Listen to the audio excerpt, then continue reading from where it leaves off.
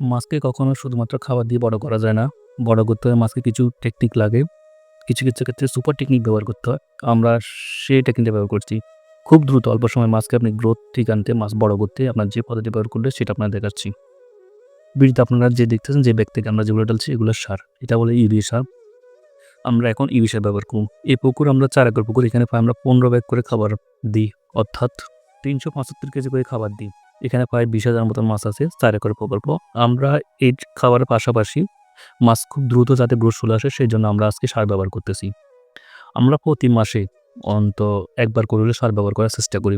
কম বা বেশি পরিমাপ সেটা আমরা পানির কালার উপর নির্ভর করি। আমাদের কারণ সার ব্যতীত আপনি শুধু খাবার দিয়ে মাছকে বড় করতে পারবেন না, যে কিছু লাগবে। ১ম আমরা সার ঢালি, সেই সারগুলোকে আপনার একেবারে যে মিক্স করে ফেলতেছি যাতে পানিগুলো হয়ে যায়। কারণ আমরা যদি সরাসরি পুকুরে সার ছিটাই সেই সারগুলো যদি মাছ খেয়ে মাছগুলো অসুস্থ হয়ে মারা যেতে পারে।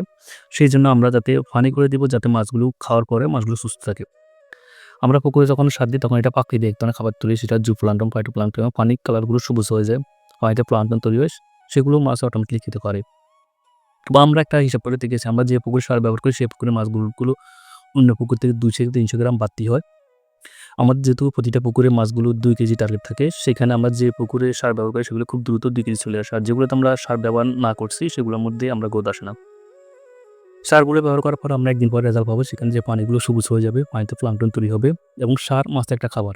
যে আমরা যে মেডিসিনগুলো এর আগে ব্যবহার করছি সবগুলো যে পানিতে পড়ে এগুলো মাছে খায় না। কিন্তু সারগুলো যখন দিব তখন মাছে খাবার হবে। এবং সার দেওয়ার পরে আপনি আমরা যে ব্যাগ জাতীয় যে খাবারগুলো ব্যবহার করি মাছের, সেই খাবারগুলোর পরিমাণটা অনেকটাই কম লাগে। অর্থাৎ আমরা এখানে ১৫ ব্যাগ করে খাবার দিচ্ছি ৩৭৫ কেজি। সেখান থেকে আমরা এখানে আনবো যে ১০ ব্যাগে নিয়ে চলে আসবো। কিন্তু আমাদের গ্রোথটা ঠিক থাকবে এবং অন্য কিছু ক্ষেত্রে আমাদের স্বাভাবিক গ্রোথ তুলনায় এই গ্রোথটা বৃদ্ধি হবে। সাধারণত যখন আমরা শ্বাসের বয়স ৪ মাস হয় তখন থেকে আমরা সার ব্যবহার করা শুরু করি এবং যেদিন সার ব্যবহার করি সেদিন সম্পূর্ণরূপে খাবারগুলো বন্ধ রাখি। আর আমরা ইউরিয়া সার পুকুরে পাওয়ার সবচেয়ে বড় উপকার হলো যে ইউরিয়া সার দেওয়ার পরে মাছের খাওয়ার রুচিটা বেড়ে যায় এবং মাছের যে বডিটা ছিল সেটা একটু, যে শরীরটা একটু নরম হয়ে যায় এবং মাছ খাবারটা বেশি খেতে পারে। আর সার দেওয়ার পরেও অটোমেটিক্যালি বা প্রাকৃতিকভাবে প্লান্টন তৈরি হবে। সেই প্লান্টনগুলো মাছের সবসময় খেতে পারবে এবং মাছ স্বাভাবিক তুলনায় দ্রুত বৃদ্ধি হবে। তবে সার দেওয়ার ক্ষেত্রে আমরা একটা বিষয় খুব ভালো করে লক্ষ্য রাখতে হয় যে পানিগুলো সঠিকভাবে পড়ছে কিনা। যে আপনি ভিডিওতে দেখতেছেন যে আমরা স্টাফগুলো যে পানিগুলো ছিটতেছে, আমরা এখানে যে বাতাস অপোজিট, অর্থাৎ নৌকাটা আমরা মাছ বড় রাখার চেষ্টা করছি এবং ২ পাশ থেকে ছিটছে। আপনি অলরেডি ভিডিওতে দেখতেছেন যে আমাদের ২ জন যে স্টাফ এগুলো ২ দিক থেকে ছিটতেছে। এটা যে পানিগুলো এবং স্বল্প পরিমাণ নিতে হবে যাতে মাছ কোনোভাবে বেশি পরিমাণ যে সারা পানিগুলো খেতে পারে না।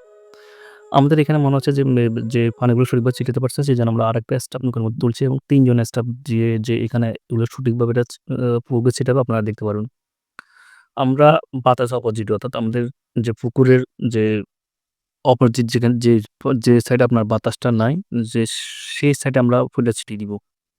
এই যে দেখতেছেন এদিকে বাতাস আছে, আমরা এদিকে সারগুলো ছিটাবো না, আমরা সারগুলো অপোজিটে ছিটাবো।